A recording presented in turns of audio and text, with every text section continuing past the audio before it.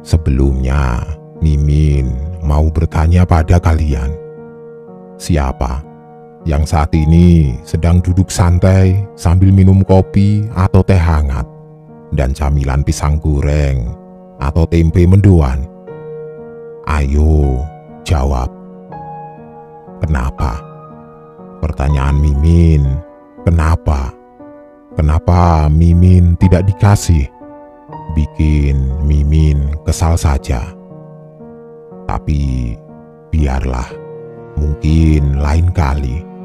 Sekarang mendingan Mimin bacakan saja sebuah cerita horor dari akun Twitter @saitama666 berjudul Sasap. Sebuah kisah perjalanan horor berburu kelinci di hutan. Bagaimana? Kalian penasaran? Langsung saja kalau begitu, selamat mendengarkan. Kalau kalian berani.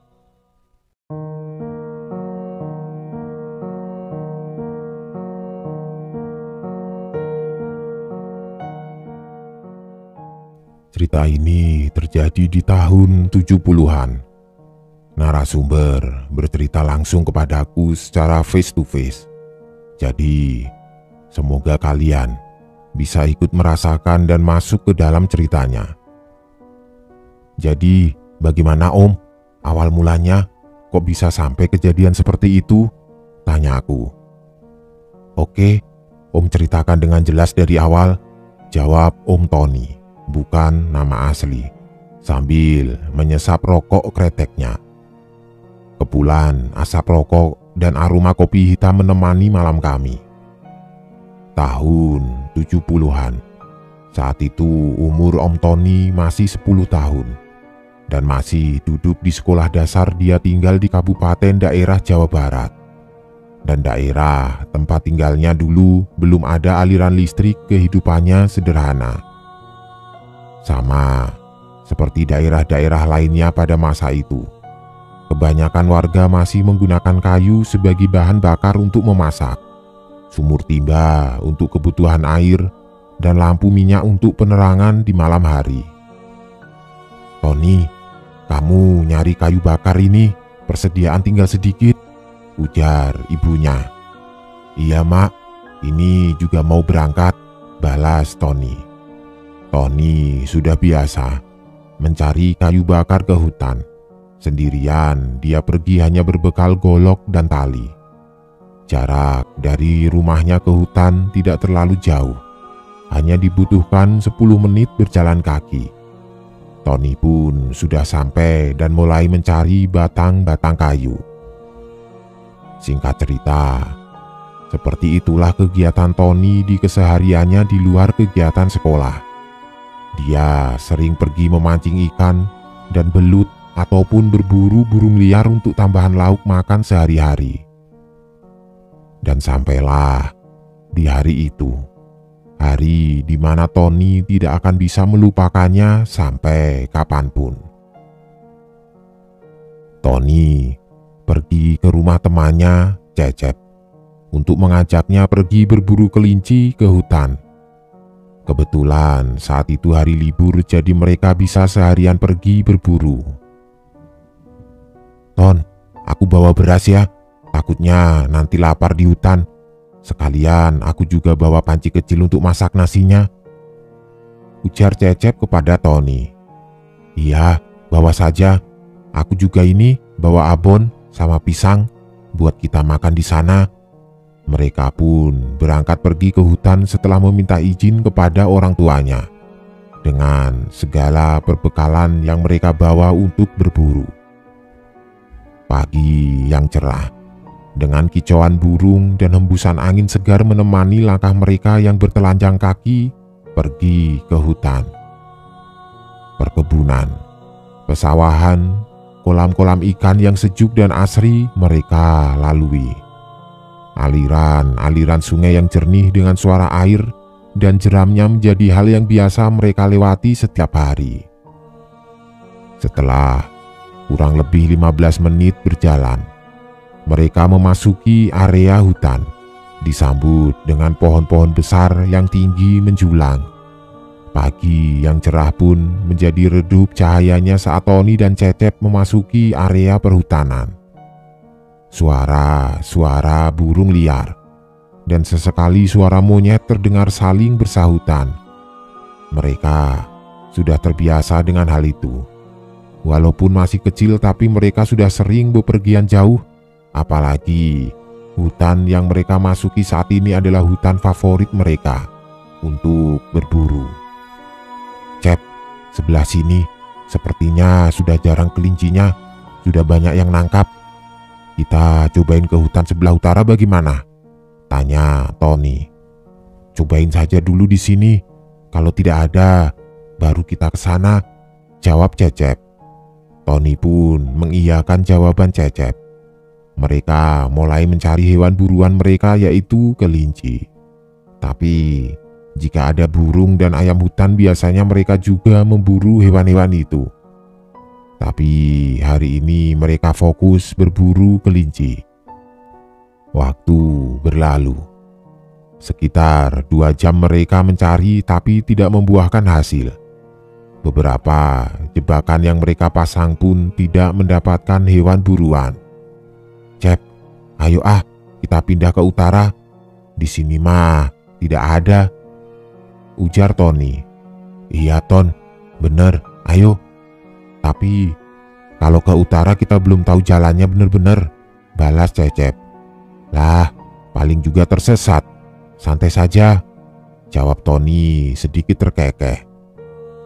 Hus, jangan sembarangan kalau bicara di hutan, ujar Cecep.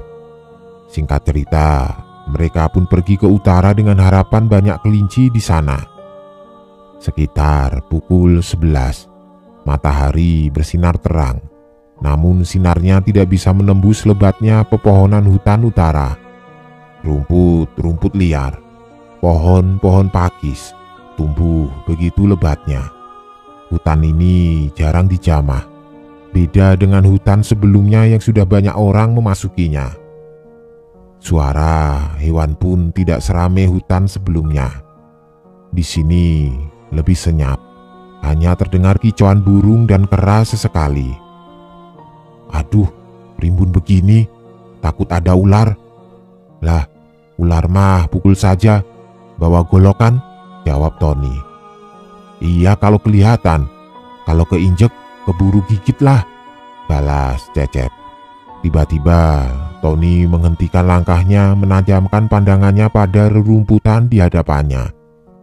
Seketika itu pula Cecep mengerti kalau Tony melihat sesuatu. Cecep pun ikut memperhatikan. Ada apa Ton? Kelinci bukan? Iya, kayaknya tadi kelihatan loncat sebelah sana.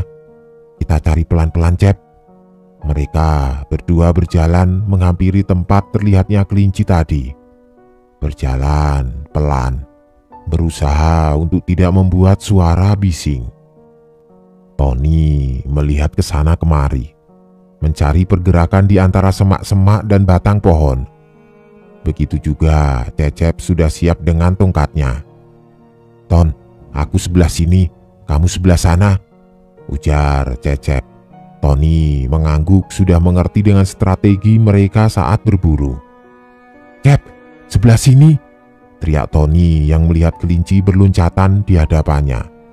Ada sekitar 3 kelinci di sana. Dengan secepat kilat, Cecep menghampiri Tony dan mengejar kelinci-kelinci itu. Kan, banyak kan? Kataku juga apa?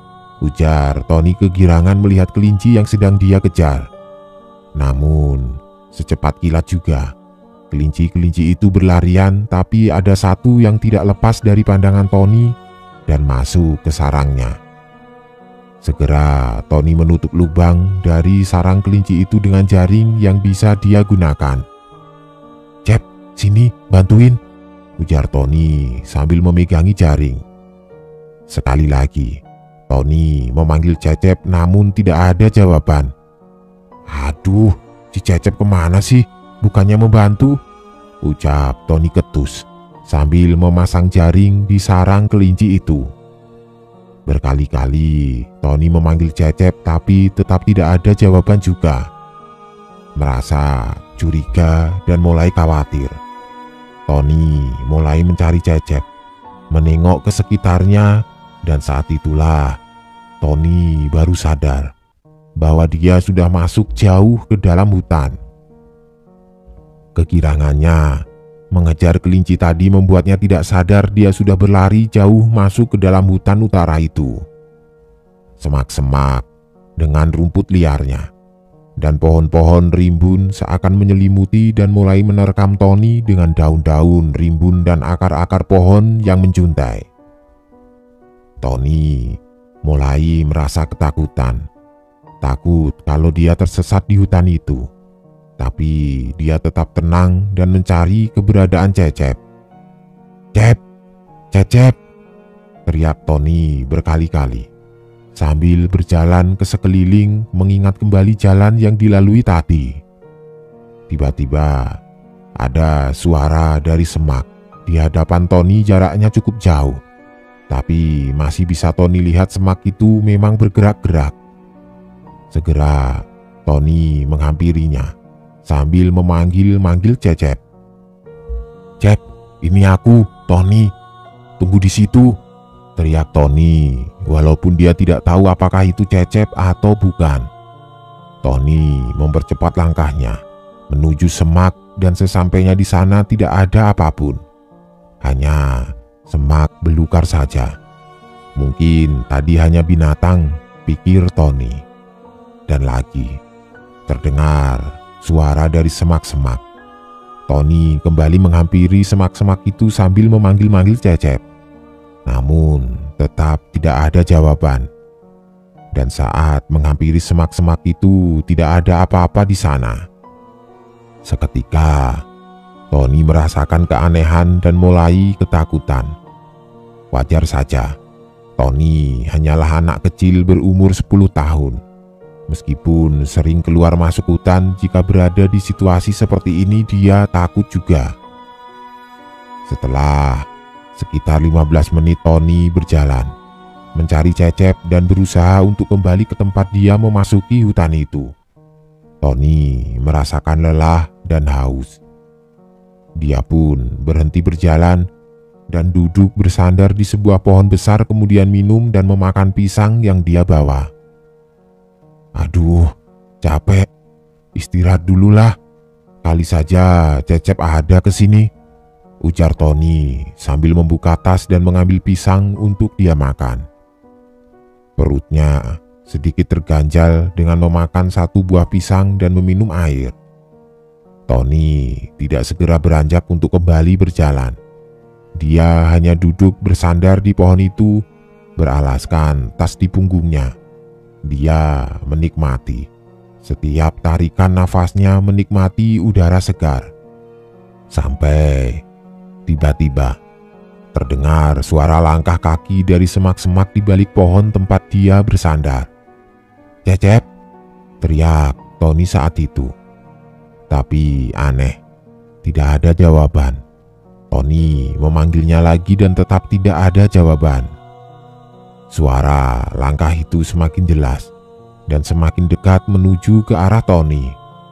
Semak pun bergoyang menandakan ada seseorang di sana sedang menghampiri Tony. Tapi siapa itu Tony tidak tahu. Segera dia bersembunyi di balik pohon sambil mengintip. Semak itu pun bergoyang semakin kuat menandakan seseorang di sana semakin dekat. Tony bersiap mengintip. Jantungnya berdetak kencang, dia tegang, rasa takut mulai menyelimutinya. Siang hari yang cerah pun serasa menjadi mencekam dan semakin gelap. Pohon rindang dan suara hembusan angin seakan menyelimuti Tony saat itu. Kesunyian menerkamnya. Dia benar-benar ketakutan. Takut akan apa yang datang menuju tempat dia mengintip. Namun tiba-tiba saat sudah sangat dekat dan Tony sudah mulai bisa melihatnya di balik semak, sosok itu berhenti. terlihat dari semak yang berhenti bergoyang dan suara langkah yang menghilang seketika. Kesunyian benar-benar menyelimuti Tony saat itu. Dia diam terpaku di tempatnya berdiri. Sesekali dia melihat ke sekitar, tapi pandangan dia arahkan kembali ke semak-semak itu. Dan tiba-tiba Tony berteriak kencang saat dia merasakan ada yang menepuknya dari belakang. Tony segera meloncat dan berlari dari tempatnya berdiri. Berlari tidak tentu arah, tapi dia memberanikan diri untuk melihat ke belakang dan langkahnya terhenti saat dia melihat sosok itu. Sosok hitam, kurus, dan sedang tertawa terbahak-bahak melihat Tony yang ketakutan. Itu adalah Cecep yang mengagetkan Tony dari belakang. "Hus, sialan kamu Cep, goblok. Aku nyari-nyari dari tadi, kamu malah ngagetin aku," ujar Tony kesal sambil mengelus dadanya. "Kamu sih ngejar kelincinya nggak lihat kiri kanan, terus saja lari sampai aku tidak bisa mengejar," jelas Cecep. "Iya kan, takutnya tidak kekejar. Tahu kan rumputnya pada tinggi begini," balas Tony. Singkat cerita, mereka pun kembali melanjutkan perjalanannya. Tony kembali ke tempatnya tadi memasang jaring di sarang kelinci. Dan benar saja, sudah ada 2 kelinci yang terjebak di jaring itu. Segera mereka menangkap dan mengikat kelinci itu. "Wah, dapat 2, lumayan," ujar Cecep. "Cep, sekarang mah kita masak nasi dulu yuk. Lapar, pengen makan," jelas Tony. Cecep mengiyakannya, dan mereka mencari sungai untuk mendapatkan air supaya bisa menanak nasi. Beberapa menit mereka berjalan, mereka pun menemukan sungai kecil. Alirannya tidak begitu deras dan kedalamannya pun hanya sebatas paha saja. Cecep membersihkan beras di sungai, sedangkan Tony menyembelih dan membersihkan kelinci buruannya. Dia sudah biasa melakukannya sendiri. Tidak terasa, matahari mulai condong ke barat. Cecep dan Tony duduk menghadap perapian yang sedang membara, menanak nasi dan membakar kelinci buruan mereka.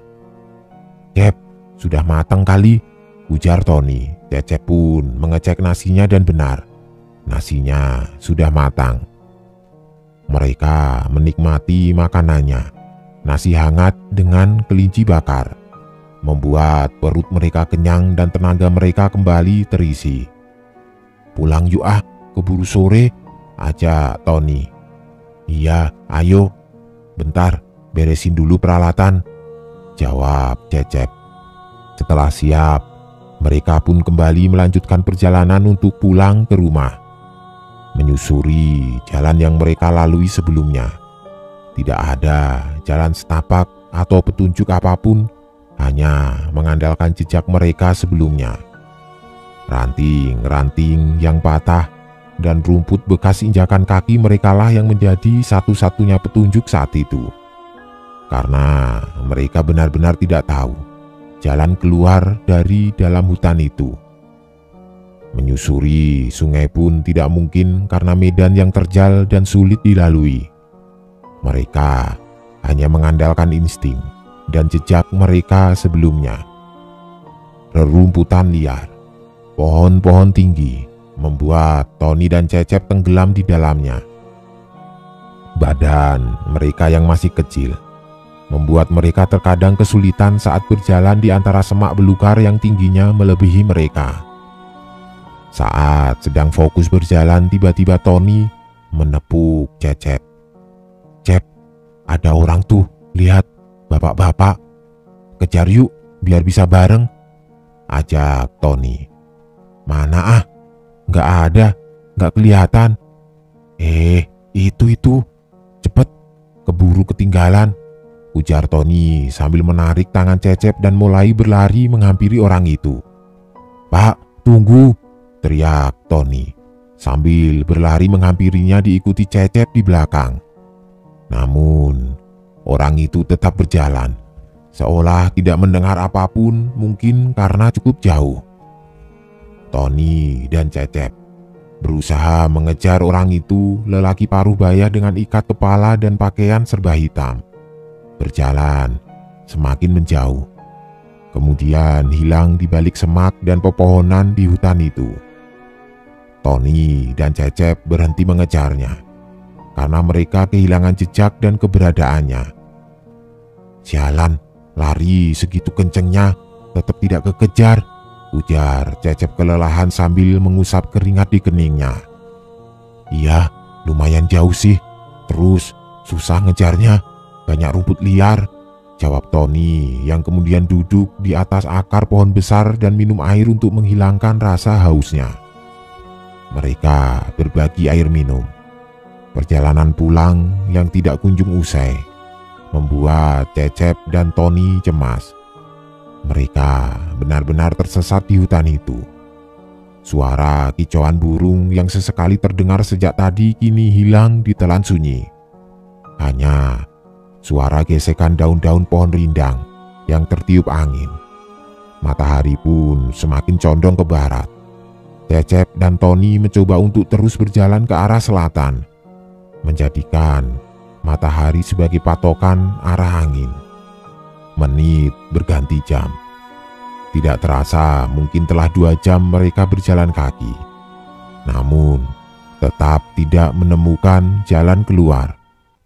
Cecep sudah sangat cemas bahwa dia tidak bisa pulang lagi ke rumahnya. "Ton, bagaimana ini? Tidak nyampe-nyampe. Sudah jalan kaki berapa jam? Terus sudah sore, bagaimana kalau kemalaman?" Cecep menggerutu dengan wajah yang lesu. "Ya gimana lagi, kalau tidak terus jalan kaki, kita istirahat dulu sebentar. Sama, aku juga capek." Mereka pun beristirahat, berbagi air minum yang tinggal sedikit. Perut mereka pun mulai merasa keroncongan. Mungkin energi dari makan siang mereka sudah habis dipakai untuk berjalan kaki dari tadi. Tony mengeluarkan bekal makanannya, yaitu pisang. Begitu juga Cecep, dia membawa ubi rebus. Mereka pun memakan bekal mereka untuk mengisi perut dan energi untuk kembali berjalan kaki. Jalanan berlanjut. Namun lebih sulit karena langit mulai gelap. Kabut pun mulai turun menyelimuti hutan. Namun Cecep dan Tony masih bisa untuk melihat lingkungan sekitar walau jarak pandangnya terbatas. Mereka berdua meskipun merasa ketakutan, tetap berusaha untuk tenang dan terus berjalan menyusuri hutan itu. Berharap di depan sudah bisa keluar dari sana. "Cep, ada obor, ayo ke sana, ada orang," seru Tony kepada Cecep yang kemudian mengejar nyala obor di hadapan mereka. Badan mereka yang masih kecil dan pendek agak menyulitkan untuk tetap bisa melihat nyala obor itu. Namun masih tetap dikejar karena hanya sesekali obor itu terhalang pohon-pohon besar. Melihat dari pergerakannya, obor itu mungkin dibawa oleh orang dewasa. Cecep dan Tony berpikir mungkin itu orang yang tadi siang mereka kejar. "Kang, tunggu! Kang, tunggu! Saya tersesat!" teriak Tony. Dan kemudian nyala obor itu berhenti bergerak. Tapi tidak ada jawaban dari sana. Tony dan Cecep langsung mempercepat lari mereka, menghampiri obor itu sambil terus berteriak memanggil-manggil. "Kang, tunggu!" Saat jarak mungkin tinggal 30 meter lagi, tiba-tiba nyala obor itu menghilang. Entah padam atau orangnya pergi, mereka tidak tahu. "Hah? Kemana orang itu? Tiba-tiba hilang?" ujar Cecep dengan nafas yang memburu karena lelah berlari. "Iya, biarin, ayo kita kejar saja. Ke arah sana bisa jadi obornya mati," ajak Tony. Mereka pun menuju ke arah sana, tempat terakhir mereka melihat obor itu. Tapi tidak ada siapapun di sana. "Sudah 2 kali nih seperti ini? Tadi siang tidak kekejar, sekarang sama, tidak kekejar juga, ucap Tony kesal. Iya, takutnya bukan manusia yang kita kejar. Hus, berisik, jangan bicara seperti itu kalau lagi tersesat. Jelas Tony kesal pada perkataan Cecep. Ya sudah, kita lanjutin saja. Kamu sih pakai ngajak ke hutan ini, balas Cecep. Tony pun mengiyakan perkataan Cecep. Dia menyesal masuk ke hutan utara ini. Karena memang hutan yang jarang dimasuki orang dan belum ada yang membuka jalan setapak di sini. Hutan menjadi semakin gelap saat itu. Walaupun masih terlihat matahari belum benar-benar tenggelam. Cecep dan Tony berinisiatif untuk membuat obor dari batang-batang kayu yang mereka temukan di sana. Mereka membuat obor dari batang kayu yang tidak terlalu kering, membelah ujungnya. Kemudian menyisipkan serpihan-serpihan kayu pinus yang mereka temukan di sana.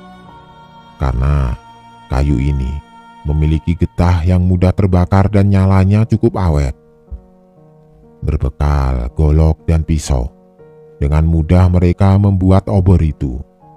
Walaupun masih anak-anak, mereka sudah mahir membuatnya. Obor tidak langsung dinyalakan, karena saat itu masih cukup cahaya matahari untuk menerangi mereka berjalan di sana. Singkat cerita, kegelapan pun menyelimuti hutan. Matahari sudah benar-benar tenggelam. Suara binatang malam mulai terdengar bersahutan. Suara binatang lebih ramai di malam hari dibandingkan siang tadi. Mungkin banyak binatang malam yang hidup di sini. Cecep dan Tony tetap waspada. Mereka berharap warga desa mencari mereka ke hutan. Karena sebelumnya mereka sudah pamit kepada orang tuanya untuk tidak pulang kemalaman. Hanya nyala obor yang mereka pegang yang menjadi penerangan saat itu. Langkah kaki kecil dan penglihatan mereka menjadi satu-satunya harapan untuk bisa menemukan jalan keluar. Keadaan semakin memburuk saat terasa rintik air hujan mulai turun membasahi. Gerimis saat itu menjadikan suasana malam menjadi mencekam. Suara binatang malam yang tadi ramai pun hilang. Sunyi, senyap. Hanya suara air hujan yang turun membasahi pepohonan. Cecep mulai mengeluh, ingin berhenti untuk berjalan. Karena suhu dingin dan juga kegelapan yang begitu gelapnya. Ton, sudah, kita di sini neduh dulu. Capek aku, ujar Cecep. Nanti di depan saja, Cep. Tanggung, kalau di sini pohonnya kurang rimbun. Mereka pun terus berjalan. Dan tiba-tiba harapan yang mereka tunggu-tunggu ada di depan mata. Saat menyingkap semak-semak tinggi, Tony melihat ada sebuah rumah dengan nyala lampu minyak di depannya. Saat itu juga Tony memberitahu Cecep yang berada di belakangnya. Cep, ada rumah. Ayo, cepat, seru Tony sumringah. Iya, Ton. Ayo, kita ke sana. Segera mereka menuju rumah itu. Namun anehnya, hanya ada satu rumah di sana. Tidak ada rumah lain lagi. Tapi itu tidak sempat terpikir oleh mereka. Yang mereka pikirkan hanya ingin berteduh dan minta petunjuk jalan untuk pulang. Mereka sudah berada di depan rumah itu. Rumah panggung dengan dinding bilik anyaman bambu dan di depannya terpasang lampu minyak. Tidak ada pagar atau apapun. Jadi Tony langsung mengetuk pintu rumah itu. Permisi, ujar Cecep. Tidak ada jawaban. Kembali Cecep mengetuk pintu itu diikuti Tony yang mengucap salam. Beberapa kali mengetuk tetap tidak ada jawaban. Lagi keluar dulu kali, Ton. Kita tunggu saja sambil duduk di kursi, sekalian neduh, jelas Cecep. Iya, kita tunggu saja dulu. Nanti juga ada, balas Tony. Mereka yakin pasti ada orang, karena ada lampu minyak yang menyala dan minyaknya masih terlihat penuh. Sekitar 1 jam Tony dan Cecep duduk di sana, tapi tidak kunjung ada orang yang datang. Cecep mengelilingi rumah itu, mengintip-intip ke bagian dalam rumah, tapi hanya kegelapan yang dia dapatkan. Mungkin memang tidak ada orang di dalam. Tony pun sama. Dia berjalan ke sekitaran rumah, tidak dilihatnya tanda-tanda keberadaan manusia. Gerimis sudah mereda. Suara hewan malam pun mulai terdengar kembali. "Cep, sini, jangan jauh-jauh. Nanti hilang lagi kamu mah," ujar Tony. "Adanya juga kamu yang hilang, ninggalin," balas Cecep. "Kita ke sebelah sana dulu yuk, lihat-lihat. Barangkali ada orangnya di sana," ujar Tony karena dia melihat ada bekas jejak manusia di sebelah sana. Mereka berdua pun pergi ke arah itu. Tony berjalan di depan, diikuti Cecep di belakangnya berbekal kayu obor di tangan mereka masing-masing. "Ada tidak, Ton? Jangan kejauhan takutnya lupa jalan kembali ke rumah itu," ujar Cecep khawatir. "Ya enggak, pengen lihat ke sebelah situ saja," balas Tony. Mereka pun berjalan berkeliling di sekitaran rumah itu sekedar untuk memeriksa. Barangkali ada orang atau rumah lainnya. Namun, nihil. Tidak ada rumah atau siapapun di sana. Akhirnya, mereka kembali ke rumah itu dan hanya bisa duduk menunggu pemilik rumah itu.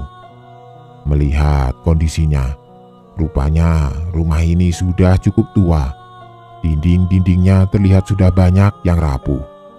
Begitu juga tiang penyangganya, terbuat dari kayu yang sudah sangat tua. Tiba-tiba, dari kejauhan terlihat cahaya obor berjalan mendekat ke arah Tony dan Cecep yang tengah duduk di depan rumah itu. "Cep, lihat, ada yang kesini. Sepertinya yang punya rumah ini," seru Tony kepada Cecep sembari menggoyangkan pundaknya. Cecep yang hendak terlelap pun kembali terjaga. "Mana? Oh iya, bener. Semoga bisa membantu kita ya." Sosok itu pun semakin mendekat dan telah berada di depan mereka. Perawakannya sedang tidak terlalu tinggi dan tidak pendek untuk ukuran orang dewasa. Jika dilihat dari wajahnya yang ditumbuhi janggut panjang beruban, kira-kira bapak ini berumur 60 tahunan. Mengenakan ikat kepala dan pakaian serba hitam. Pakaiannya lusuh mungkin karena terkena hujan dan perjalanan menyusuri hutan. Dia memanggul kayu yang ternyata di ujungnya tergantung beberapa kelinci dan juga ikan. Dengan obor yang masih menyala di tangan kirinya, dia menatap Tony dan Cecep yang sudah berdiri di depannya, bersiap untuk menjelaskan kenapa mereka ada di sana. "Kang, mohon maaf, saya bersama teman saya ikut berteduh di rumah Akang," ucap Tony kepada lelaki itu. Melihat Tony berkata seperti itu, lelaki tua itu pun menjawabnya dengan raut wajah yang ramah. "Silahkan Ujang, ini sudah dari mana sudah malam begini? Kenapa ada di sini?" tanya lelaki itu. Suaranya berat dan serak. Tony dan Cecep pun kemudian menjelaskan bahwa mereka berdua tersesat di hutan ini seharian dan tidak tahu jalan pulang. Mendengar hal itu, lelaki parubaya itu pun mengajak Cecep dan Tony untuk beristirahat dulu di dalam di rumahnya. "Aduh, kasihan anak-anak ini. Makanya jangan sok tahu kalau di hutan, jangan sembarangan. Sudah, sekarang mah istirahat saja dulu di sini. Abah masakin dulu ikan sama kelinci," jelas lelaki itu sambil membuka pintu rumahnya dan mempersilahkan Cecep dan Tony masuk. "Terima kasih banyak Abah, tapi tidak apa-apa ini teh, Bah," Takutnya ganggu Abah, balas Cecep. Ya tidak atuh Ujang, silahkan masuk. Abah mah sendiri di sini sudah lama. Silahkan masuk, jangan malu-malu. Tidak ada siapa-siapa ini, jelas lelaki itu. Maaf Bah, nama Abah siapa? Kalau saya Tony, dan ini Cecep. Jelas Tony. Sebut saja Abah Obon Jang, jawab Abah sambil kemudian mempersiapkan bahan masakan untuk makan malam mereka. Pencahayaan di dalam rumah hanya sebuah lampu minyak temaram, tapi mereka sudah terbiasa dengan hal itu. Suara binatang malam dan juga hembusan anginnya menemani mereka malam itu, disertai kepulan asap dari perapian yang sedang menanak nasi, dan juga membakar ikan juga kelinci hasil buruan Abah. Tidak ada yang aneh dari rumah itu. Seperti rumah zaman dulu kebanyakan tidak ada hiasan atau apapun, hanya benda-benda untuk keperluan sehari-hari. Seperti celurit, golok, tombak, bahkan busur panah pun ada. Mungkin peralatan untuk si Abah berburu. Singkat cerita, makan pun sudah siap. Abah menyajikannya di tengah rumah. Mereka duduk bersila siap menyantap masakan yang sudah ada di hadapan mereka itu. Harum sekali wanginya, membuat selera makan Tony dan Cecep menjadi tergugah. Mereka semua pun menyantap semua makanan yang sudah dihidangkan. Cecep dan Tony belum pernah merasakan makanan seenak ini. Makanan yang mereka santap rasanya sangat berbeda. Enak sekali Bah, ini masakannya. Baru kali ini makan seenak ini, ujar Tony sambil menyantap makanannya. Tidak terasa makanan di hadapan mereka pun habis. Tony dan Cecep merasa kekenyangan karena begitu enaknya makanan yang mereka santap. Abah Obon pun membereskan bekas makanan mereka, kemudian menggelar tikar di lantai ruangan itu. Sok Jang, pada istirahat dulu. Sudah saja pada tidur di sini, sudah malam. Besok diantar sama Abah pulang, ujar Abah Obon kepada Cecep dan Tony. Iya Bah, makasih banyak. Tapi kalau bisa mah, antarkan kami sekarang Bah. Soalnya takut warga kampung mencari-cari kami, balas Cecep. Sekarang mah sudah malam Jang, gelap, mau pulangnya juga takutnya tersesat atau celaka. Sudah, di sini saja pada tidur, jelas Abah Obon. Setelah berbincang tentang pulang atau tidak, akhirnya Cecep dan Tony pun bersedia bermalam di sana bersama Abah Obon. Karena melihat sikapnya yang baik dan ramah, Cecep dan Tony pun merebahkan tubuhnya di ruangan itu. Mereka bersampingan. Tapi Abah Obon tidak di sana. Dia pergi ke depan rumah kemudian bermain suling. Alunan suara sulingnya memecah kesunyian malam. Alunan suling itu sangat merdu namun sedikit menyeramkan dan juga sedikit aneh. Karena biasanya orang tua Cecep dan Tony melarang mereka untuk bermain alat musik di malam hari. Apalagi suling, katanya pamali. Cecep yang penasaran mengintip Abah Obon yang sedang bermain suling dari celah-celah dinding rumah. Cecep melihat Abah Obon bermain sambil duduk bersila di atas kursi di halaman rumah itu. Dia terlihat sangat menikmatinya. Cecep pun berniat kembali ke tempat semula. Namun sebelum bergerak pindah, Cecep terkejut dan kembali mengintip. Dia melihat keanehan dan berusaha meyakinkan apa yang dilihatnya apakah benar atau tidak. Saat itu Cecep melihat bayangan yang dihasilkan dari cahaya lampu minyak. Hanyalah bayangan kursi saja. Sedangkan Abah Obon tidak ada siluet bayangannya di sana. Cecep terpaku melihat hal itu. Detak jantungnya menjadi cepat dan kuat, tidak percaya dengan apa yang dia lihat. Segera dia memanggil Tony. "Ton, sini cepat," bisik Cecep. Tony yang sedang merebahkan tubuhnya menoleh ke arah Cecep. "Apa sih, Cep? Sudah ngantuk pengen tidur." "Cepet, kamu kesini, sini, lihat ini," seru Cecep serius. Melihat respon Cecep yang serius seperti itu, Tony segera beranjak menghampirinya.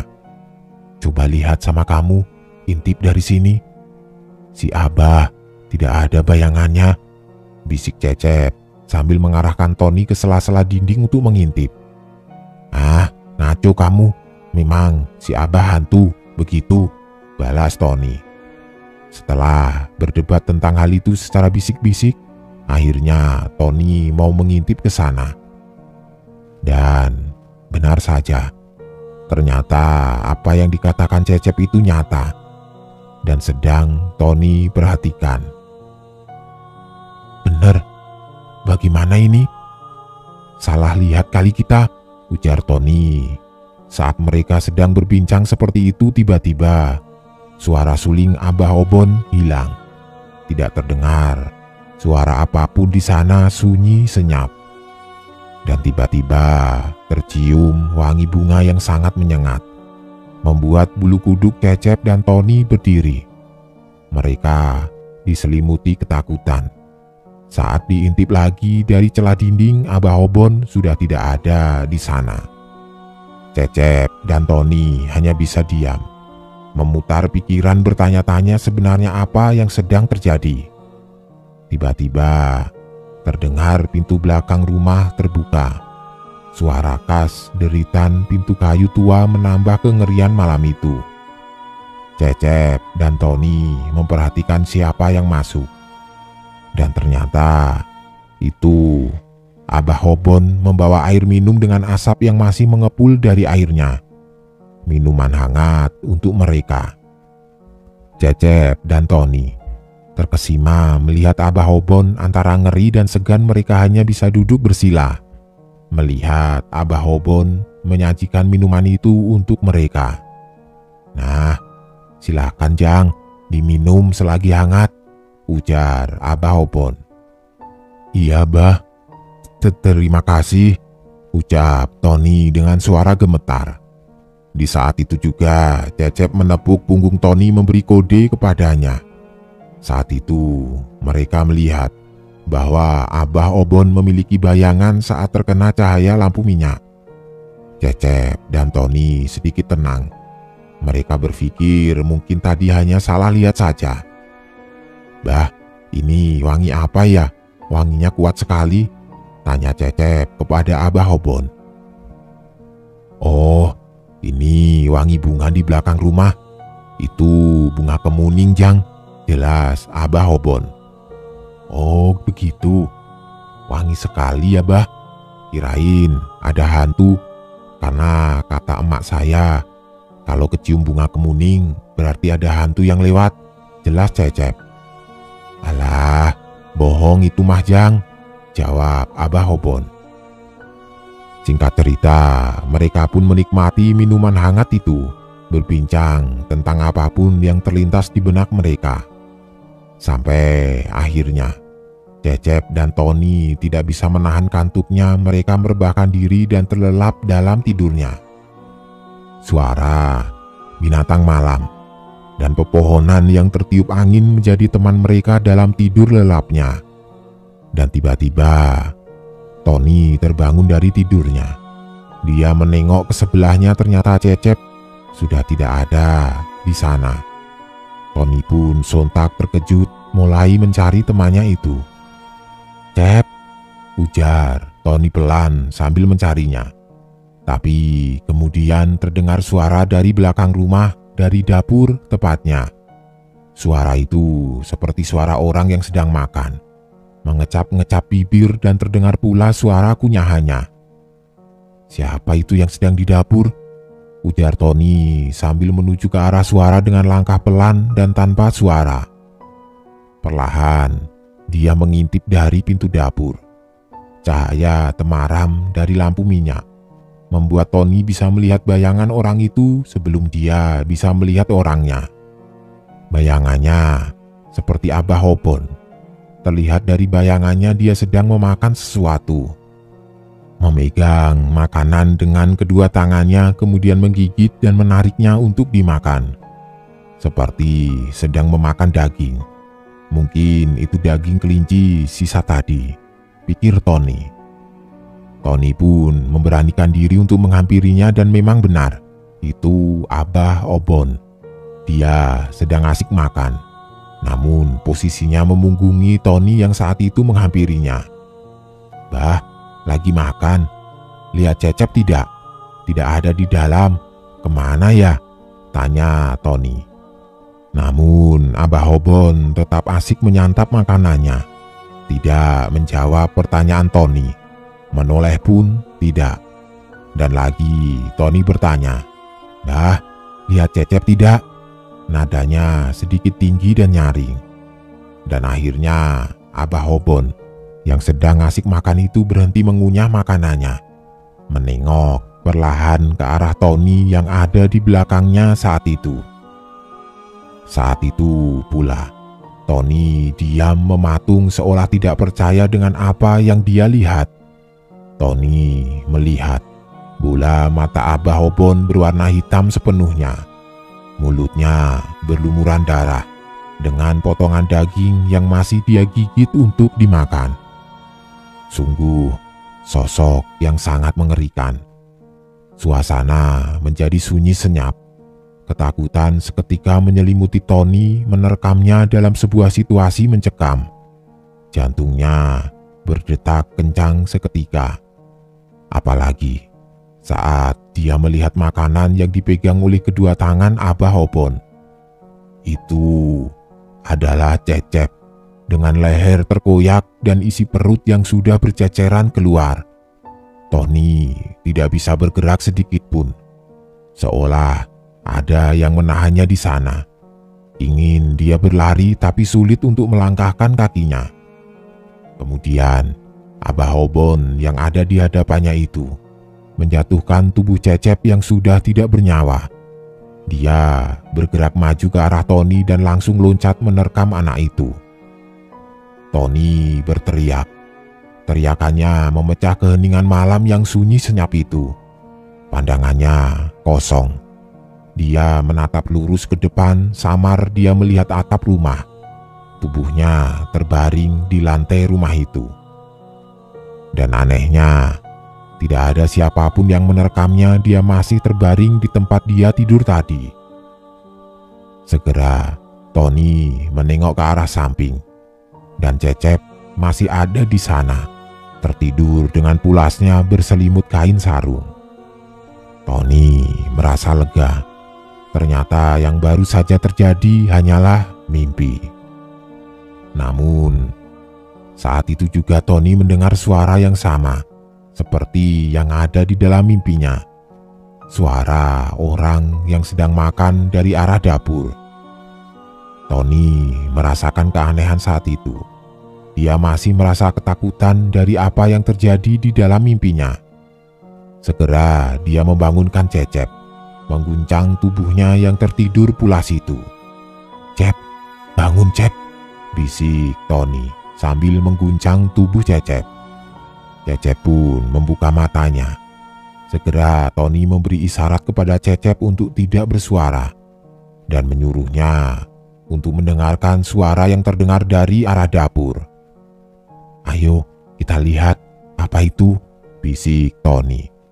Cecep yang masih kebingungan dengan apa yang sedang terjadi menurut saja apa yang dikatakan Tony. Mereka berdua pun menuju ke sana. Berjalan perlahan berusaha tidak menimbulkan suara dan mengintip perlahan dari pintu dapur. Tony berusaha mencari bayangan di dinding dapur, tapi nihil. Tidak terlihat bayangan dari sana. Akhirnya Tony memberanikan diri melangkah lebih maju ke depan.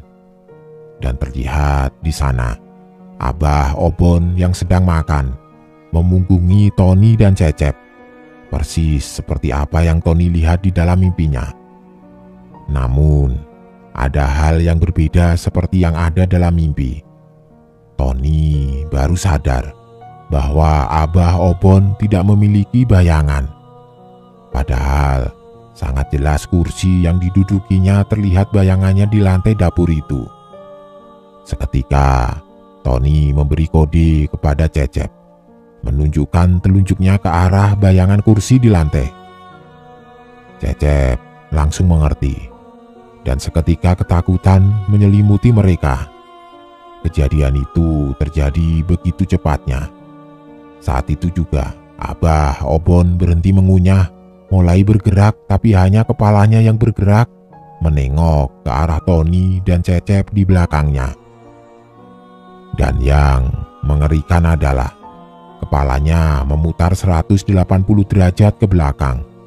Bola matanya berwarna hitam sepenuhnya. Bibirnya tersenyum lebar menyeringai dengan darah berlumuran. Dan bau busuk yang seketika itu tercium menyengat. Cecep dan Tony diam terpaku. Masih terkesima dengan apa yang mereka lihat. Aliran darah mereka semakin cepat. Detak jantungnya semakin kuat dan teriakan mereka berdua saat itu memecah heningnya malam di tengah hutan utara. Segera, Cecep dan Tony berlarian keluar dari rumah itu. Perbekalan mereka tertinggal di sana dan tidak terpikir untuk membawanya. Yang mereka pikirkan hanya lari sekencang dan sekuat tenaga mereka pergi dari tempat mengerikan itu. Terdengar suara tawa yang mengerikan dari dalam rumah saat Cecep dan Tony berlarian keluar dari pintu depan rumah. Tiba-tiba angin bertiup kencang, pepohonan bergoyang dan menghasilkan suara alam yang mengerikan, dibarengi lolongan anjing hutan dari kejauhan. Cecep memberanikan diri untuk menengok ke belakang, menengok rumah itu, dan apa yang dia lihat saat itu bukanlah rumah, tapi sebuah pohon besar tua yang rindang dengan akar-akar tua yang menjulur sampai ke tanah. "Lari Cecep, jangan tengok kemana-mana," teriak Tony. Mereka pun terus berlari tidak tentu arah di tengah gelapnya hutan. Hanya cahaya bulan purnamalah yang menjadi sumber cahaya saat itu. Sudah merasa cukup jauh berlari, mereka berhenti karena merasa lelah, dan Cecep merasakan sakit di telapak kakinya karena tergores benda-benda tajam saat berlari. Berhenti dulu, sakit kakiku," ujar Cecep dengan nafas memburu karena lelah berlari. "Iya Cep, sama. Aku juga capek. Aku masih belum percaya apa yang barusan terjadi," balas Tony. Mereka pun memutuskan bersembunyi di sana, di bawah akar pohon besar, karena takut akan bertemu lagi dengan sosok itu. Sekitar 1 jam berlalu. Mereka masih tetap di sana karena merasa tempat ini aman dan berharap ada warga kampung yang mencari mereka. Namun, tiba-tiba Cecep merasakan tidak enak perut dan merasa mual. Dan akhirnya, Cecep memuntahkan isi perutnya. Semua makanan yang sudah dia makan tadi keluar seluruhnya. Dan baunya sangat busuk, menusuk hidung mereka berdua. Sontak Cecep merasa lemas sekaligus kaget dengan muntahnya itu. Tidak pernah dia mengalami hal seperti itu. Dan ternyata Tony juga menyusul dengan muntah yang sama-sama berbau busuk. Keadaan gelap saat itu membuat mereka tidak dapat melihat muntahnya, hanya bisa merasakan begitu banyak makanan yang mereka muntahkan. "Aduh, gak enak perut, bau begini muntahnya. Baru kali ini aku muntah seperti ini," ujar Tony sambil menutup hidung dengan pakaiannya. Begitu juga Cecep. Dia tidak banyak bicara, hanya diam menutup hidung sambil sesekali mengusap-usap perutnya. Dan lagi, dia muntahkan isi perutnya. Tony teringat bahwa dia membawa korek, segera dia merogoh di saku celananya. menyalakan korek dan terlihatlah muntahan mereka itu. Sangat menjijikkan dan banyak terlihat bulu-bulu binatang mirip seperti bulu kucing dan ular.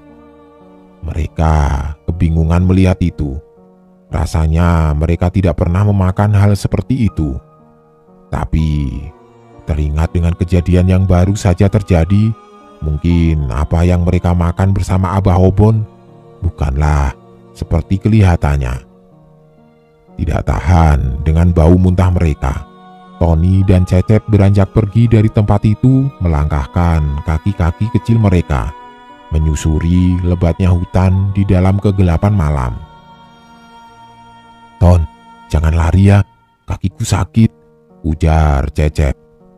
"Ya enggak, Cep, aku juga capek, tadi muntah seperti itu."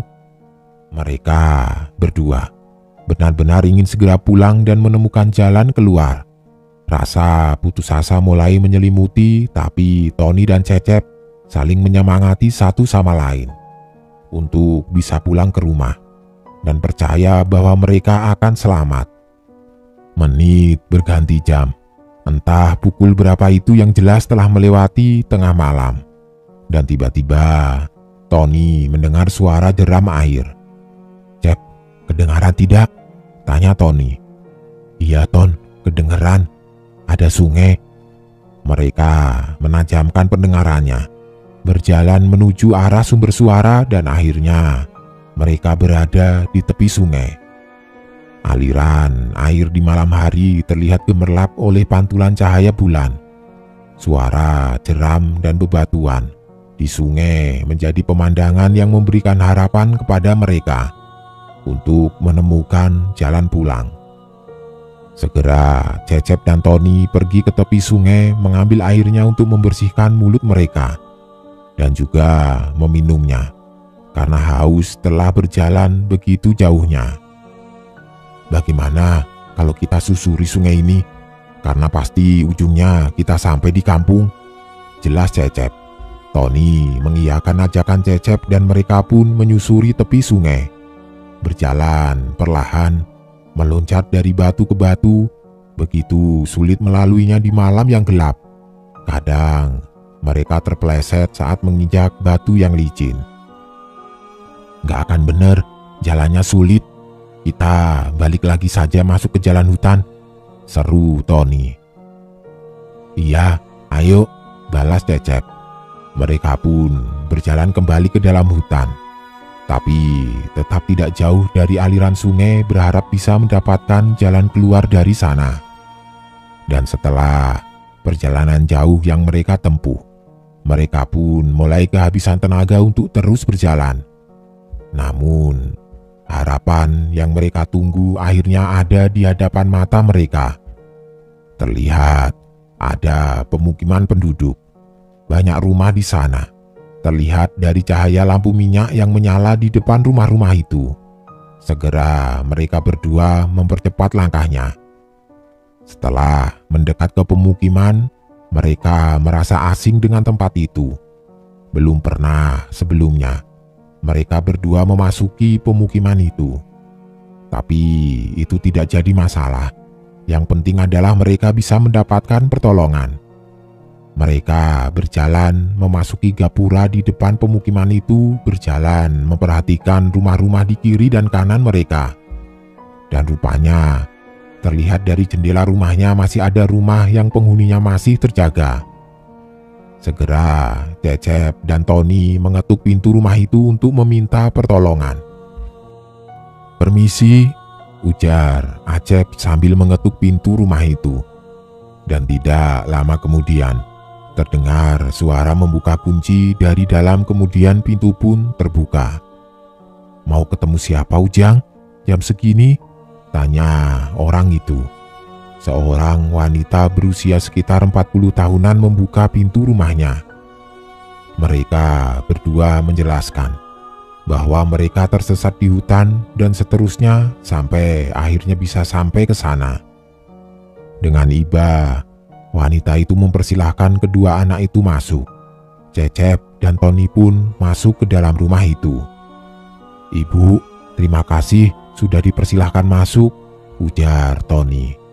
Silahkan Ujang, silahkan istirahat dulu. Kasihan sekali kalian anak-anak kecil tersesat di dalam hutan, jawab wanita itu. Besok sama tetangga ibu diantar pulangnya ya. Kalau sekarang sudah malam, kasihan pasti capek. Kalau mau tidur itu di kamar yang kosong, jelas wanita itu.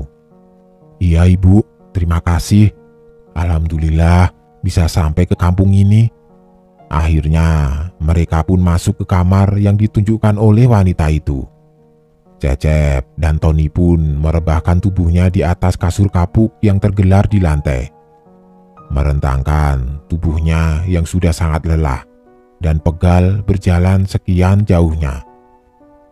Namun, ada yang berbeda dengan rumah itu. Saat pertama menginjakkan kaki di sana, Cecep dan Tony mencium wangi bunga yang harum sekali. Mungkin minyak wangi dari wanita itu. Wanginya tidak menyengat, tapi membuat mereka berdua betah menciumnya. Rasa lelah dan kantuk akhirnya mengantarkan mereka berdua ke dalam tidurnya. Dan terlelaplah mereka dalam tidur yang nyenyak setelah perjalanan panjang yang mengerikan. Dalam tidur lelapnya, tiba-tiba Tony merasa ada yang mengguncang-guncang tubuhnya, membangunkannya dari tidur nyenyaknya itu, dan saat membuka mata itu adalah Mang Asep, tetangga rumahnya. Sontak Tony kaget. Bagaimana bisa Mang Asep bisa berada di sana? Tony, bangun bangun! Teriak Mang Asep sambil mengguncang tubuh kecil Tony. Mang Asep, seru Tony sambil kemudian bangun dan duduk. Hal yang semakin membuat Tony bingung adalah saat dia melihat ke sekeliling, ternyata dia berada di tengah-tengah pekuburan dan dia sedang duduk di atas makam. Begitu juga Cecep yang sudah duduk di sampingnya dengan wajah kebingungan. Singkat cerita, mereka berdua akhirnya bisa pulang ke rumah bersama Mang Asep. Sesampainya di kampung, ternyata warga kampung sudah mencari mereka dari kemarin malam, namun tidak bisa menemukannya.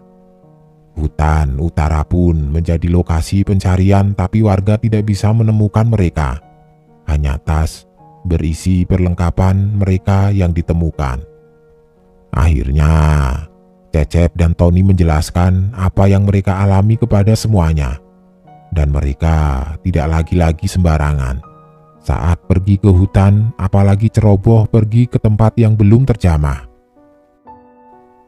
Nah, begitu Jang ceritanya, ujar Om Tony kepadaku sambil menyeruput kopi hitamnya.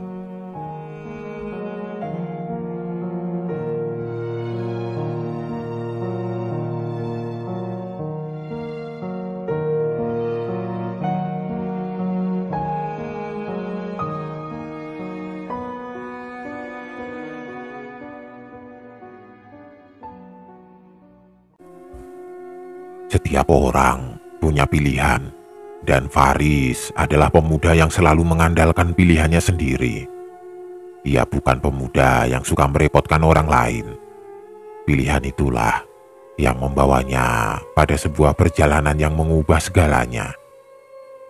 Malam itu motornya mogok dalam perjalanan pulang dari desa tetangga.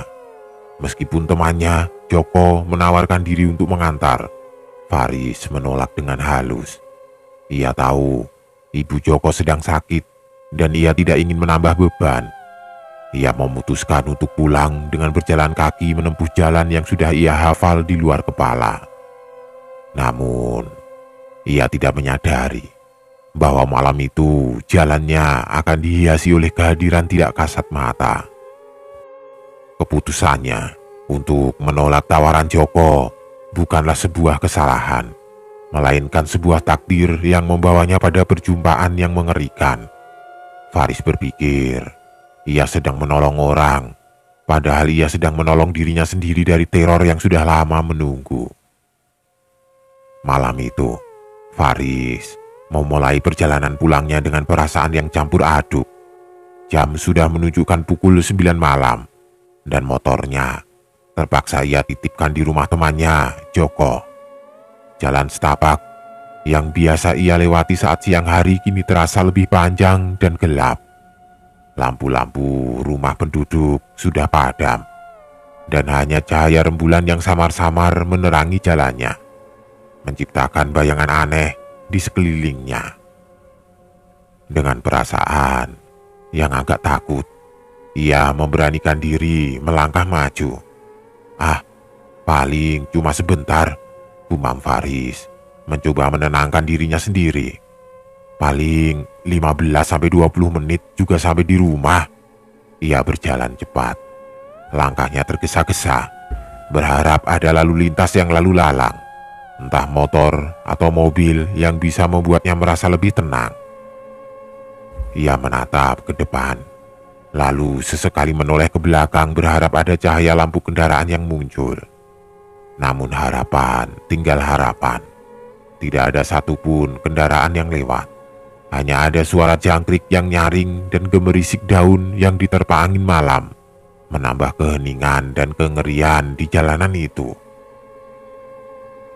Setelah separuh perjalanan, saat Faris mulai merasa putus asa dan lelah, tiba-tiba sebuah cahaya terang muncul dari arah jembatan yang baru saja ia lewati. Itu adalah cahaya lampu depan sebuah mobil pickup. Jantung Faris berdebar kencang. Namun kali ini bukan karena takut, melainkan karena rasa lega yang luar biasa. Akhirnya ada teman seperjalanan. Mobil pickup itu melaju pelan lalu berhenti tepat di depannya. Faris mendekat dan ia melihat dua orang di dalam kabin. Seorang sopir parubaya dengan wajah ramah dan seorang wanita muda yang duduk di sebelahnya. Keduanya tersenyum kepadanya, seolah mengerti kesulitan yang ia alami. Alhamdulillah, bisik Faris dalam hati, merasa bersyukur atas pertolongan yang datang di waktu yang tepat. Faris merasa sangat lega saat mobil pickup itu berhenti di depannya, mengikis habis rasa takut yang sempat ia rasakan. Ia menatap sopir dan wanita di sebelahnya, merasa bersyukur atas kebaikan yang tidak terduga di tengah malam yang sunyi. "Mau kemana, nak?" tanya si sopir. Suaranya ramah dan menenangkan. Ia memiliki senyum hangat di wajahnya yang sedikit keriput. "Saya mau pulang, Pak, ke desa sebelah," jawab Faris, menunjuk ke arah jalan yang ia tuju. Sopir itu mengangguk, lalu menatap wanita di sebelahnya. Wanita itu juga tersenyum. "Ya sudah, ayo naik, kita satu arah kok," ajaknya dengan ramah. "Jalan kaki malam-malam begini bahaya." Tanpa pikir panjang, Faris segera naik ke bak belakang mobil pickup. Ia duduk di sana bersandar pada kabin, merasa nyaman dan aman. Mobil pun melaju dengan pelan, membelah malam yang sunyi. Faris menghela nafas lega, bersyukur ia tidak perlu berjalan kaki lagi. Namun, setelah beberapa lama, Faris mulai merasa ada yang aneh. Jalan yang mereka lalui terasa asing. Seharusnya mereka sudah tiba di desanya atau setidaknya di gerbang desa. Namun, ia tidak mengenali pohon-pohon yang rindang, rumah-rumah yang lewat atau sawah yang terbentang di sekitarnya. Perasaan tidak enak mulai merayapi hatinya. Ia mencoba mengintip ke depan, namun supir dan wanita itu tidak menoleh, hanya lurus menatap jalanan di depan. Tiba-tiba, mobil pickup itu berhenti di sebuah perempatan jalan yang gelap dan asing. Tidak ada lampu, tidak ada rumah, hanya kegelapan yang pekat. Faris turun dari bak belakang berniat bertanya. "Pak, kita mau kemana? Ini bukan jalan ke desa saya," tanya Faris, berjalan cepat menuju kabin supir. Namun, saat ia sampai di sana, yang ia temukan hanyalah kabin yang kosong. Tidak ada sopir, tidak ada wanita, hanya jok kosong, setir yang membisu, dan pintu yang tertutup rapat. Jantung Faris berdegup kencang, menampar-nampar dadanya seolah ingin keluar. Faris mematung, menatap kabin mobil pickup yang kosong seolah tidak percaya pada apa yang dilihatnya. Jantungnya terasa berhenti berdetak, dan darahnya seolah membeku. Ia berbalik, menatap mobil itu dari depan hingga belakang. Mobil itu tampak tua, berkarat di sana-sini dan tidak ada tanda-tanda kehadiran manusia. Tidak mungkin, ia salah melihat. Sopir dan wanita itu tadi ada di sana, di depan, tersenyum ramah padanya. Tidak mungkin, ini tidak mungkin, bisik Faris. Ketakutan mencengkram seluruh tubuhnya. Ia tidak bisa lagi memikirkan hal logis. Ia hanya tahu ia harus lari sejauh mungkin dari mobil dan tempat ini. Ia pun mulai berlari, meninggalkan mobil itu di tengah perempatan jalan yang gelap dan asing. Ia berlari sekuat tenaga, tidak peduli kemana arahnya, yang penting lari dari kenyataan yang mengerikan ini. Di tengah jalan yang gelap, saat ia menoleh ke depan, ia melihat sesuatu yang membuatnya berhenti secara tiba-tiba. Di depannya, di tengah jalan, berdiri sosok sopir dan wanita itu. Wajah mereka kini terlihat pucat pasi dengan darah kental mengalir dari mata dan mulut mereka, menodai pakaian mereka yang lusuh. Mata mereka kosong, hitam legam, dan di bibir mereka tersungging senyum yang mengerikan dan tidak wajar. Faris terbelalak, ingin berteriak sekeras-kerasnya, namun suaranya tercekat di tenggorokan. Ia mencoba berbalik, lari ke arah lain, namun ia mendengar suara tawa melengking yang sangat keras di belakangnya. Tawa yang menusuk telinga dan menggema di seluruh perempatan jalan. Faris berbalik, dan ia melihat dua sosok itu kini terbang melayang di atasnya, dengan wajah penuh darah dan senyum mengerikan.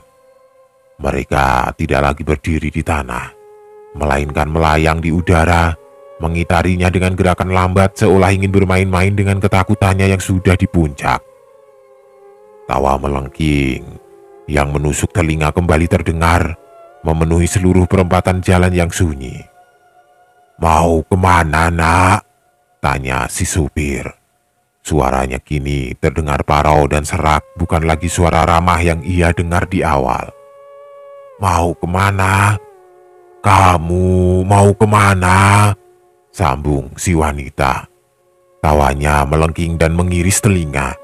"Kami akan menemanimu." Faris jatuh berlutut, menutupi wajahnya dengan kedua tangan.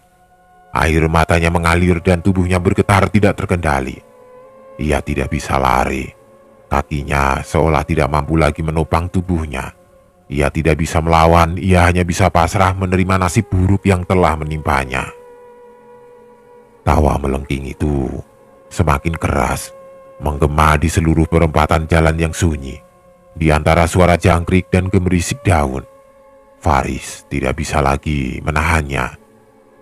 Pandangannya mulai kabur, dan ia merasakan hawa dingin yang menusuk hingga ke sumsum tulang. Hawa dingin yang bukan berasal dari udara malam. Ia pun jatuh pingsan, tidak sadarkan diri, terperangkap dalam kengerian yang tidak bisa ia jelaskan. Pagi harinya, saat sinar matahari mulai menyinari perempatan jalan yang sunyi, seorang warga yang sedang melintas menemukan Faris tergeletak tidak sadarkan diri di pinggir jalan. Wajahnya pucat pasi dan tubuhnya dipenuhi keringat dingin. Warga itu segera memanggil bantuan dari warga lainnya. Faris pun dibawa ke salah satu rumah warga dan dibaringkan di ranjang. Setelah beberapa saat ia sadar. Ia langsung duduk, matanya membelalak mencari tahu di mana ia berada. Dengan suara terbata-bata, ia menceritakan semua yang ia alami. Tentang mobil pickup yang berhenti, tumpangan yang ia dapatkan, hingga kabin kosong dan wajah penuh darah yang mengintainya. Namun, tidak ada yang mempercayainya. Mereka hanya menganggap ia terlalu takut dan berhalusinasi. "Nak, kamu cuma tersesat," kata seorang warga Parubaya mengusap bahu Faris. "Daerah ini memang agak angker, banyak cerita seram. Mungkin kamu terlalu capek dan ketakutan, jadinya berhalusinasi." "Tapi saya tidak bohong, Pak. Mereka benar-benar ada," ujar Faris, matanya berkaca-kaca. "Iya, iya, kami percaya," kata warga itu mencoba menenangkan. "Tapi kamu beruntung, kami menemukanmu di sana. Kalau tidak, entah apa yang akan terjadi." Faris hanya bisa terdiam. Ia tahu, ia tidak berhalusinasi. Ia mengingat setiap detail wajah ramah sopir, tumpangan yang ia dapatkan, kabin kosong, hingga wajah penuh darah yang mengintainya. Namun ia tidak punya bukti. Tidak ada mobil pickup di sana dan tidak ada yang percaya ceritanya. Akhirnya, dengan bantuan warga, Faris berhasil diantar pulang ke desanya. Ia pun tiba di rumahnya dengan selamat namun dengan trauma yang mendalam. Ia tidak akan pernah melupakan tumpangan yang ia dapatkan malam itu. Tumpangan dari sepasang arwah penasaran yang tersesat di jalan, mencari teman dalam kesepian mereka yang abadi. Kisah Faris menjadi urban legend yang diceritakan dari mulut ke mulut di desanya.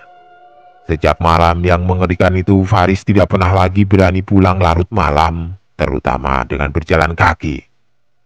Ia telah belajar sebuah pelajaran berharga, bahwa di setiap jalanan yang sepi, ada kisah-kisah yang menunggu untuk diceritakan, dan tidak semua kisah itu berakhir bahagia. Suatu malam, saat ia sedang duduk di teras rumahnya, seorang pemuda tetangga datang menghampirinya. "Bang Faris, saya dengar cerita abang dari warga. Apa benar?" tanya pemuda itu, matanya penuh rasa penasaran. Faris mengangguk, menatap ke arah jalan yang gelap. "Cerita itu benar. Jangan pernah pulang sendirian di malam hari. Jangan pernah terima tumpangan dari orang-orang yang tidak kamu kenal." Pemuda itu terlihat serius. "Jadi, mobil pickup tua itu benar-benar ada?" "Mobil pickup tua itu yang menghilang di tengah malam. Ini menjadi bagian dari cerita horor di perempatan jalan yang asing itu," jawab Faris. Suaranya pelan. "Aku tahu, aku beruntung bisa selamat. Tapi aku juga tahu aku tidak akan pernah benar-benar bebas dari trauma malam itu. Terutama di malam-malam yang sunyi." Faris masih mendengar tawa melengking yang menggema di telinganya. Tawa melengking yang bukan berasal dari dunia ini. Tawa itu mengingatkannya pada tumpangan yang ia dapatkan dari dunia lain. Tumpangan dari sepasang arwah penasaran yang tersesat di jalanan, mencari teman dalam kesepian mereka yang abadi.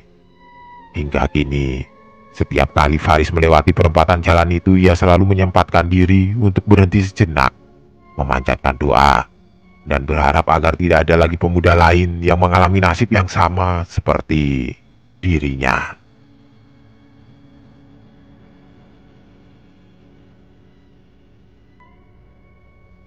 Setiap pagi, Andika memulai rutinitasnya dengan langkah guntai. Tumpukan barang elektronik yang berat di dalam tas ranselnya terasa seperti beban hidup yang tidak pernah habis. Menjadi seorang selis keliling dari rumah ke rumah bukanlah pekerjaan impiannya. Apalagi di bawah teriknya matahari dan di tengah tatapan sinis orang-orang. Hatinya seringkali dipenuhi kegalauan, lelah fisik dan batin. Namun ia tidak punya pilihan lain. Satu-satunya motivasi yang membuatnya bertahan adalah ibunya yang terbaring sakit. Biaya berobat yang tidak sedikit memaksa Andika untuk terus berjuang, mengetuk setiap pintu dan menelan setiap penolakan dengan sabar. Ia harus menghasilkan uang seberapapun kecilnya. Ia tidak punya keahlian lain. Dalam keputusasaan, ia berharap ada sebuah keajaiban yang bisa merubah nasibnya. Ia tidak menyangka Keajaiban itu datang dalam bentuk sebuah rumah mewah dan membawa serta misteri yang jauh lebih mengerikan dari kesulitan hidupnya. Pagi itu, nasib Andika terasa sangat buruk. Setelah seharian berkeliling di perumahan kelas menengah yang padat penduduk, tidak ada satupun barang elektronik yang berhasil ia jual. Dari kipas angin mini portable hingga powerbank canggih, semuanya ia tawarkan dengan ramah. Namun jawaban yang ia terima selalu sama dan dingin. Tidak, terima kasih. Pintu-pintu tertutup. Tatapan sinis mengiringi langkahnya dan semangatnya perlahan terkikis. Hari mulai sore dan Andika merasa sangat putus asa. Kakinya lemas, tenaganya habis dan kerongkongannya terasa kering. Ia memutuskan untuk mencoba satu perumahan lagi yang letaknya cukup jauh. Sebuah perumahan elit yang jarang ia datangi karena ia tahu penghuninya lebih sering berbelanja di mal besar. Sesampainya di sana, ia merasakan suasana yang sangat berbeda. Rumah-rumah mewah berdiri kokoh, dikelilingi pagar tinggi dan taman yang terawat indah. Udara terasa lebih sejuk dan sepi. Tidak ada suara bising atau anak-anak bermain. Di ujung jalan, ia melihat sebuah rumah mewah yang paling besar. Gerbang besi tingginya terbuka sedikit seolah mengundang. Rumah itu tampak megah, namun ada aura aneh yang terpancar darinya, seolah kosong dan sunyi, tidak ada kehidupan di dalamnya. Dengan perasaan tidak menentu, Andika memberanikan diri. Ia melangkah menuju gerbang dan mengetuknya pelan. Tok tok tok tok. Tidak ada jawaban, hanya keheningan yang mencekam. Ia mencoba mengetuk lagi lebih keras. Tok tok tok tok tok. Tiba-tiba gerbang itu terbuka sepenuhnya dengan sendirinya, seolah ada yang menariknya dari dalam. Seorang wanita parubaya dengan wajah sendu dan tatapan kosong berdiri di ambang pintu menatapnya tanpa ekspresi. Andika merasa aneh dengan tatapan itu, tapi ia mencoba tersenyum ramah dan profesional. "Maaf Bu, saya sales keliling. Apa Ibu tertarik dengan barang-barang elektronik?" tawar Andika dengan ramah sambil mengeluarkan kipas angin mini dari dalam ranselnya. "Ini kipas angin mini Bu, cocok buat di meja kerja atau di kamar tidur." Wanita itu tersenyum tipis, senyum yang tidak sampai ke matanya. "Silahkan masuk Nak, di dalam saja, di luar terlalu panas," katanya. Suaranya pelan dan serak seolah sudah lama tidak digunakan untuk bicara. Andika terkejut, namun hatinya dipenuhi secerca harapan. Ini adalah pertama kalinya ia dipersilahkan masuk ke dalam rumah. Ini mungkin rezeki untuk biaya berobat ibunya yang sangat ia butuhkan. Ia pun melangkah masuk dengan perasaan gembira, tidak menyadari bahwa ia baru saja memasuki sebuah jebakan, sebuah rumah yang akan menguji batas antara hidup dan mati. Andika melangkah masuk ke dalam rumah mewah itu, terpana oleh keindahan dan kemewahannya. Interiornya begitu megah dengan perabotan antik yang terawat sempurna dan lukisan-lukisan klasik yang menghiasi dinding. Namun, ada keanehan yang terasa di sana. Rumah itu terasa sangat dingin, bahkan lebih dingin dari udara di luar. Rumah itu juga begitu sunyi, bahkan tidak ada suara jam dinding yang berdetak. Wanita parubaya itu tersenyum tipis, lalu menyuruhnya duduk di sofa bludru merah yang empuk. Andika merasa aneh, tapi ia tetap duduk. Wanita itu kemudian kembali dari dapur dan menyuguhkan secangkir teh hangat kepada Andika. Aroma teh melati yang harum menyeruak membuat Andika merasa sedikit lebih tenang. "Silakan diminum Nak," kata wanita itu. Suaranya masih pelan dan serak. "Maaf, saya tidak punya uang tunai, tapi mungkin kamu mau menukar barang elektronikmu dengan barang antik di rumah ini?" tawar wanita itu. Matanya menatap Andika dengan penuh harap. Andika terkejut. Ia tidak pernah berpikir tentang tawaran seperti itu. "Barang antik, Bu?" tanyanya bingung. Wanita itu mengangguk. "Iya, rumah ini penuh dengan barang antik. Kami sudah tinggal di sini puluhan tahun, tapi sudah lama kami tidak keluar." Andika merasa ada yang sangat ganjil. Kenapa orang yang tinggal di rumah semewah ini tidak pernah keluar? "Tidak keluar, Bu? Kenapa?" Wanita itu tersenyum sendu. Tatapannya menerawang jauh. "Sudah lama sekali, Nak. Sejak suami saya sakit, saya tidak punya keberanian untuk keluar lagi. Saya takut sendirian di luar sana." Saat wanita itu bercerita, pandangan Andika menjelajahi seisi ruangan. Ia melihat bingkai foto-foto yang berjejer rapi di atas lemari kayu yang dipenuhi ukiran. Foto-foto itu menunjukkan wanita itu bersama seorang pria parubaya yang terlihat sakit. Di salah satu foto terlihat pria itu sedang berbaring di sebuah ranjang dengan wajahnya yang pucat pasi. Andika mulai merasa sangat tidak nyaman. Semua kejanggalan yang ia temukan, mulai dari keheningan yang mencekam hingga barisan foto, membuat firasat buruknya semakin kuat. Ia menolak tawaran barang antik dengan sopan dan berpamitan. Namun wanita itu memohon agar ia tinggal sebentar, seolah ia adalah satu-satunya harapan untuk mengusir kesepiannya. "Jangan pergi, Nak. Saya kesepian. Suami saya juga suka ditemani," kata wanita itu dengan suara pelan yang kini terdengar memelas. Tiba-tiba ia mendengar suara batuk kering yang sangat pelan dari arah kamar tidur di ujung koridor. Suara itu begitu lemah, seolah berasal dari seseorang yang sudah sangat tua dan sakit. Wanita itu tersenyum sendu. "Itu suami saya, Nak. Dia masih sakit. Apa kamu mau menemuinya?" tawarnya. Andika menggelengkan kepala. Ketakutan mencengkeramnya. Ia merasakan firasat buruk yang sangat kuat, sebuah peringatan naluriah untuk segera keluar dari rumah ini. Ia mencoba beranjak dari sofa, namun kakinya seolah berat untuk melangkah, seolah ada kekuatan tidak terlihat yang menahannya.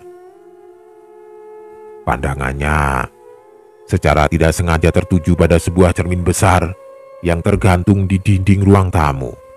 Ia melihat pantulan dirinya yang ketakutan, dengan wajah pucat dan mata membelalak. Namun di belakangnya tidak ada siapa-siapa.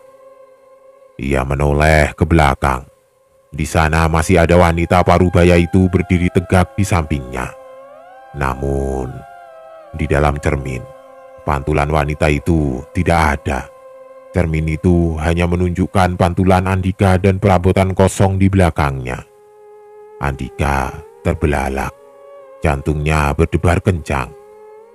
Ia menatap cermin, lalu menatap wanita itu berulang kali mencoba mencari penjelasan logis, namun tidak ada. "Kenapa, Nak?" tanya wanita itu. Suaranya terdengar dingin. Senyumnya kini terlihat mengerikan, bibirnya ditarik ke atas namun matanya tetap kosong. "Kamu takut?" Andika mencoba lari. Namun ia merasakan sebuah tangan dingin memegang erat bahunya dari belakang. Tangan itu terasa seperti es menembus kulit dan ototnya hingga ke tulang.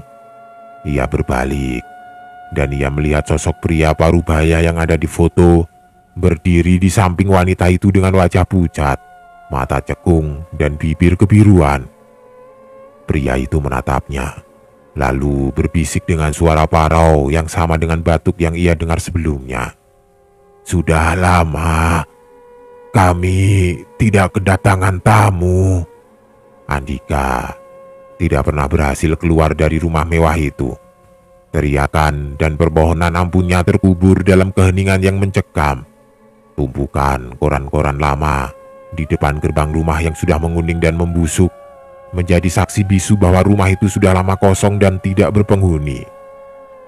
Cerita tentang rumah mewah di perumahan elit itu kini menjadi urban legend yang diceritakan dari mulut ke mulut di kalangan warga. Mereka bilang rumah itu Sudah 3 tahun lebih kosong setelah pemiliknya, sepasang suami istri parubaya, meninggal karena sakit. Dan mereka bilang, kadang di sore hari terlihat seorang pemuda membawa tas ransel keluar masuk gerbang, namun tidak pernah ada yang melihatnya keluar lagi. Kasihan sekali pemuda itu, dia pasti sales keliling yang malang, bisik seorang tetangga suatu sore menunjuk ke arah rumah itu. Mereka bilang, arwah di sana menjebak siapapun yang datang. Di sebuah rumah sederhana di sudut kota, ibunya Andika terus menunggu. Setiap malam ia duduk di teras menatap jalan setapak, berharap bisa melihat anaknya pulang. Hingga ajal menjemputnya, ia terus menunggu. Tidak tahu bahwa anaknya telah menemukan keajaiban yang ia harapkan. Namun dengan harga yang sangat mahal, nyawanya. Sebuah keajaiban yang tidak akan pernah bisa membayarkan biaya berobatnya, karena kini mereka berdua telah berada di dunia yang sama. Malam itu di dalam rumah mewah yang dingin, Andika duduk di sofa beludru menatap cermin besar. Di sana ia melihat pantulan dirinya yang pucat, dan di sampingnya sepasang suami istri parubaya tersenyum. Bibirnya bergerak meniru ucapan wanita itu. Sudah lama kami tidak kedatangan tamu.